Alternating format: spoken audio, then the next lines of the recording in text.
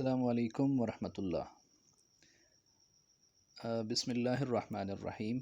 अच्छा, हम पढ़ रहे थे फ्यूज़ नोमेनक्लेचर और उसमें हमने ये देख लिया था कि कोई भी फ्यूज़ जो कंपाउंड होता है हेट्रोसाइक्लिक, उसके कितने पार्ट्स होते हैं। तो हमने कहा था उसके दो पार्ट्स होते हैं, एक को कहा जाता है बेस कंपोनेंट और दूसरे को कहा जाता है अटैच्ड कंपोनेंट।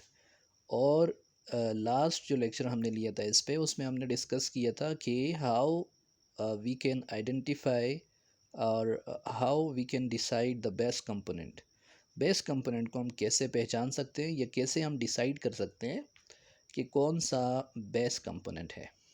ठीक है, तो चलिए थोड़ा सा आगे जाते हैं और अब हम नाम देने की तरफ जाएंगे कि हेट्रोसाइक्लिक फ्यूज्ड हेट्रोसाइक्लिक कंपाउंड को आप नाम कैसे देंगे और किन रूल्स का आप ख्याल रखेंगे।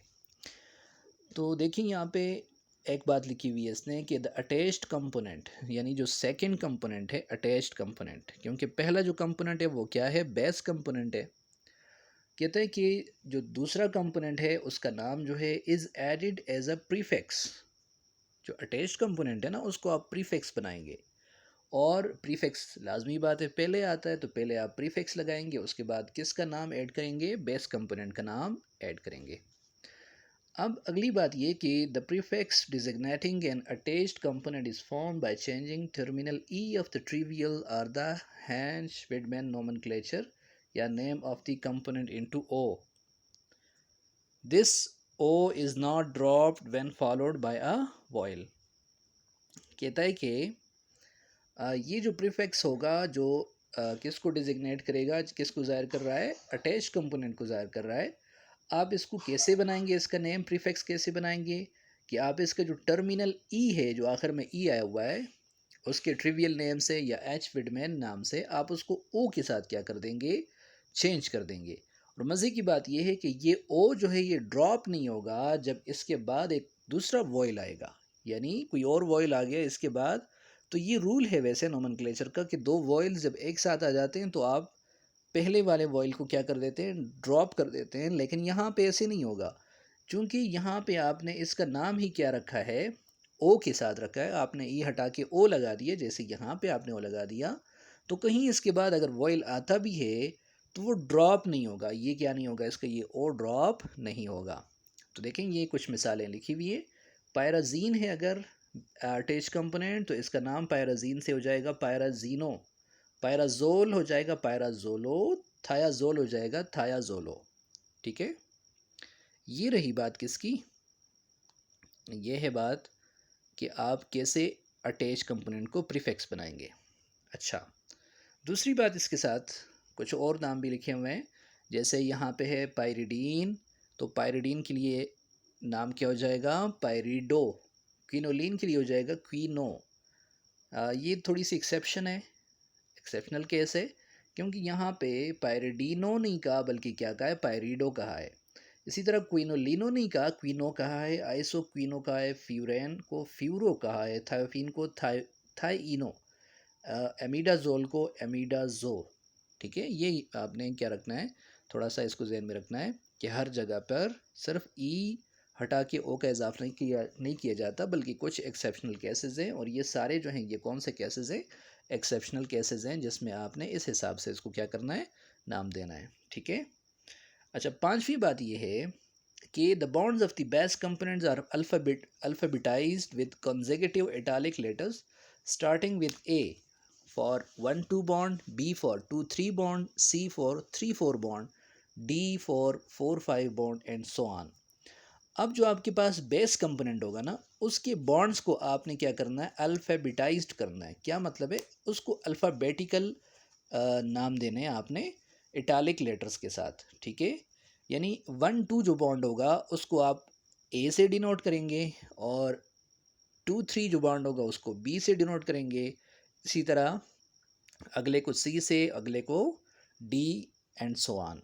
ठीक है, जैसे यहाँ पे इसने मिसाल दी हुई है, देखें यहाँ पे इसने मिसाल दी हुई है। फॉर एग्ज़ाम्पल इस कंपाउंड के अंदर ये जो है ये बेस कंपोनेंट है।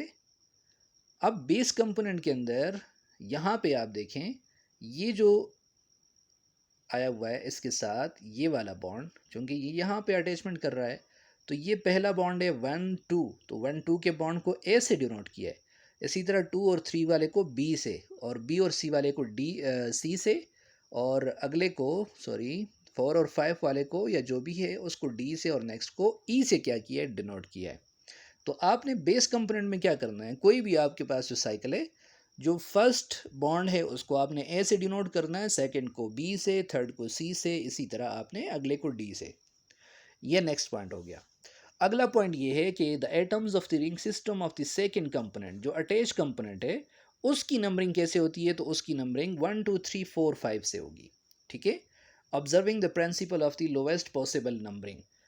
बाकी जितने भी रूल्स हैं हमने नोमेनक्लेचर के अंदर नंबरिंग के हिसाब से पढ़ते हैं या पढ़ चुके हैं हम, वहाँ पे जो रूल्स इस्तेमाल होते हैं उन्हीं रूल्स को इस्तेमाल करके यहाँ पे भी आपने नंबरिंग करनी है। लेकिन ये ख्याल रखना है कि बेस कंपोनेंट के जो बॉन्ड हैं उसको आपने ए बी सी डी से शो करना है, और जो अटैच कंपोनेंट है उसके बॉन्ड्स को आपने 1 2 3 4 5 से क्या करना है, क्या करना है आपने, रिप्रेजेंट करना है। नेक्स्ट बात यह है कि the atoms common to the both rings side of the fusion are indicated by the appropriate letters and the numbers, and are enclosed in a square bracket and placed immediately after the prefix of the attached component. The numbers of the second component are placed in the sequence in which they are attached to the base component.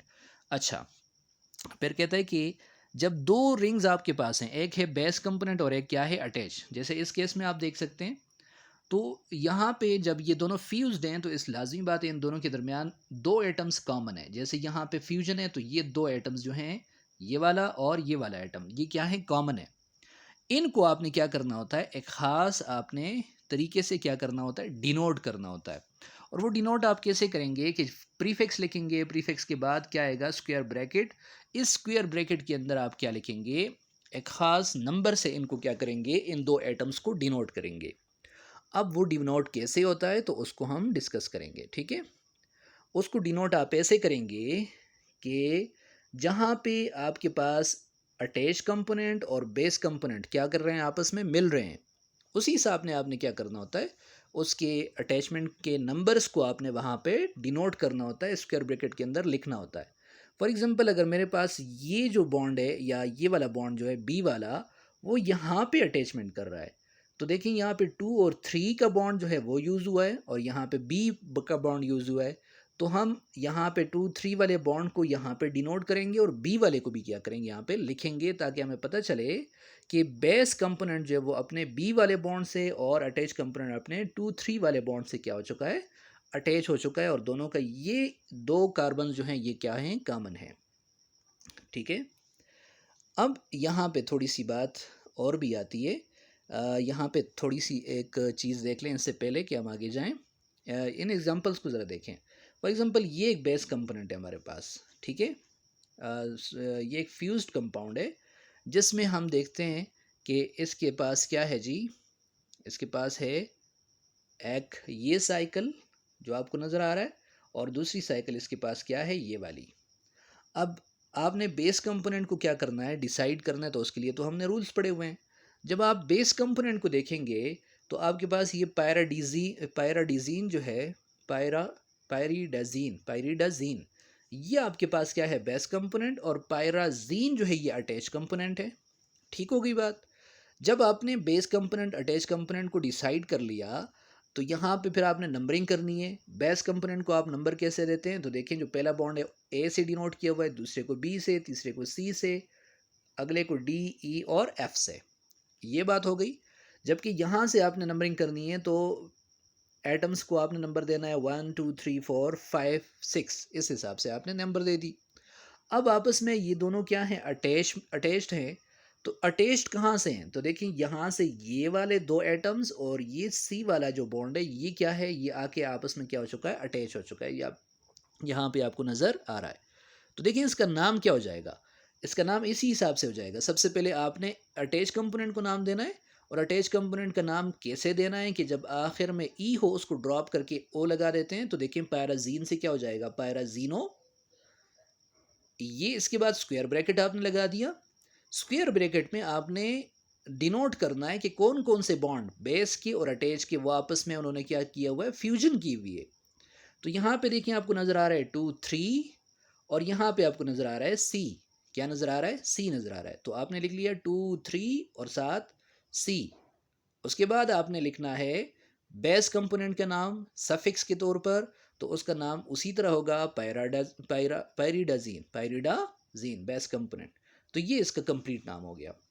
यहाँ पे एक और चीज़ आपने क्या करनी होती है, जहन में रखनी होती है, वो चीज़ ये है कि यहाँ पे दोनों की डायरेक्शन, दोनों बॉन्ड्स की डायरेक्शन क्या होनी चाहिए, सेम होनी चाहिए। मतलब अगर दोनों ऊपर की तरफ जा रहे हैं तो दोनों ऊपर की तरफ जाएंगे, तब आप ये नंबरिंग इसी तरह लिख सकते हैं 2 3 सी।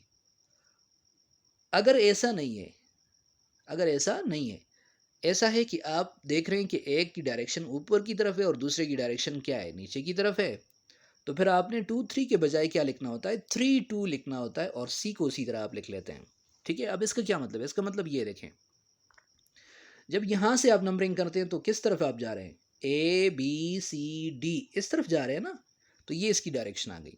अब यहाँ पे इसकी डायरेक्शन देखें तो 1 2 3, तो दोनों की डायरेक्शन ऊपर की तरफ है, तो यहाँ पे 2 3 सी लिखना क्या है, ठीक है। लेकिन कोई भी ऐसे एग्जाम्पल आ जाए जिसमें एक की डायरेक्शन आप देख रहे हैं कि ए बी सी इस तरफ जा रहा है, लेकिन दूसरी तरफ से आपने 1 2 3 जो है वो ऐसे करके इधर आ रहा है, 1 2 3 4 5 इस तरफ आ रहा है, तो फिर 2 3 के बजाय आपने क्या लिखना होता है, सिर्फ इसको आपने 3 2 करके, और सी अगर है, सी की तरफ से अटैचमेंट है, इसको इसी तरह लिख लेना होता है। बस इन दो बातों का आपने क्या रखना है, यहाँ पे ध्यान रखना है। ठीक है। नेक्स्ट 8वीं एक बात लिखी हुई है नंबर 8 पॉइंट पे कि common heteroatom, if a position of a fusion is occupied by a heteroatom both the components are considered to possess that heteroatom. अच्छा, अगर दो जो साइकिल्स हैं, दो जो रिंग्स हैं, उनके दरमियान जो एटम्स दो कॉमन है, तो वैसे तो मोस्टली क्या होने चाहिए, कार्बन होते हैं, लेकिन कोई हेट्रो एटम दरमियान में आ गया तो फिर उसको दोनों का क्या समझा जाएगा, हिस्सा समझा जाएगा। जैसे यहाँ पे आप देखें तो फ्यूजन के पॉइंट के ऊपर नाइट्रोजन आया हुआ है, तो ये नाइट्रोजन इसके पास भी कंसिडर होगा और इसके पास भी कंसिडर होगा, इसके पास भी कंसिडर होगा, दोनों के पास क्या होगा, ये कंसिडर होगा। ठीक है, ये एक बात है एक्स्ट्रा। अच्छा, इसके साथ जो है इसका नाम क्या होगा देखें, तो ये है अटैच कंपोनेंट और ये है बेस कंपोनेंट। इसके लिए तो हमने रूल्स पढ़े हुए हैं। अब यहाँ पे अटैचमेंट कहाँ किस पोजीशन से हुई है, तो आपने उसको डिसाइड करना है। अटैच कंपोनेंट को 1 2 3 4 5 ये नंबरिंग कर लिया आपने, और बेस कंपोनेंट को ए बी सी डी ई से आपने डिनोट कर दिया। तो अटैचमेंट कौन सी पोजीशन से हुई है, तो सबसे पहले आपने प्रीफिक्स लिखना है एमिडाजो, क्योंकि एमिडाजोल है, एमिडाजोल के लिए जो प्रीफिक्स होता है वो क्या होता है, एमिडाजो। और जो सफिक्स है वो तो उसी तरह आपने लिख लिया ऑक्साजोल, ऑक्साजोल। अब यहाँ पे देखें तो अटैचमेंट किस पोजीशन से हुई है, तो 2 1 2 इस पोजीशन से हुई है। और यहाँ से देखिए आप डायरेक्शन क्या है, ऊपर की तरफ है 1 2 3, और इस तरफ से आप देखें तो A B C D E direction नीचे की तरफ आ रही है। ठीक है, तो 2 1 कहाँ से जुड़ा हुआ है, बी के साथ जुड़ा हुआ है। बी एटम कौन सा है, ये वाला। बी एटम कौन सा है, ये वाला एटम है, इसके साथ अटैचमेंट है, यहाँ से आप देख भी सकते हैं। तो जब डायरेक्शन दोनों की सेम नहीं है, तो मैंने आपको कहा था कि जो नंबरिंग है उसको आप क्या कर लें, उसको आप चेंज कर दें। 1 2 की बजाय आप क्या लिख लें, उसको 2 1 लिख लें। इससे मुराद यही होगा कि आपको मुकम्मल आपको एक आइडिया और इंफॉर्मेशन मिल जाएगी कि आपका बॉन्ड किस तरफ अटैच है, कहाँ पे अटैच्ड है। ठीक है, तो यहाँ तक थी ये सारी बात किस हवाले से, फ्यूजन नोमेनक्लेचर के हवाले से। तो इंशाल्लाह नेक्स्ट हम अगले हिस्से में हम बात करेंगे किसके ऊपर, नंबरिंग के ऊपर, कि फ्यूज हेट्रोसाइक्लिक सिस्टम का मुकम्मल जो पूरी कंपाउंड का पूरे मॉलिक्यूल का नंबर वो कैसे दिया जाता है। ठीक है।